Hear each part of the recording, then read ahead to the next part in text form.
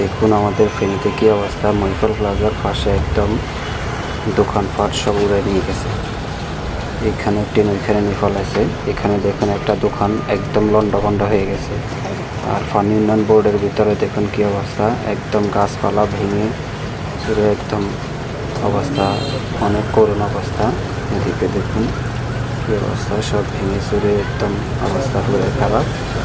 একটু সামনে গেলেই দেখা যাচ্ছে এখানে একদম সব ডুবে গেছে। দেখুন স্টেট ব্যাংক কাউন্টারের সামনে কী অবস্থা, সব ডুবে একদম জনমানবের অবস্থা একদম বেহাল দশা।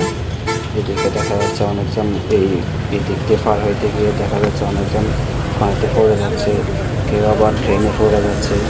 স্কুল ছাত্রকে দেখলাম, মহিলা পুরুষ সবাই দেখতেছে, কেউ ট্রেনের মধ্যে পড়ে যাচ্ছে, কেউ খাদে পড়ে যাচ্ছে। একদম বেহাল দশা, অনেকজনের হাত পায়ে ব্যথা পাইছে, অনেকজন একদম অবস্থা খারাপ।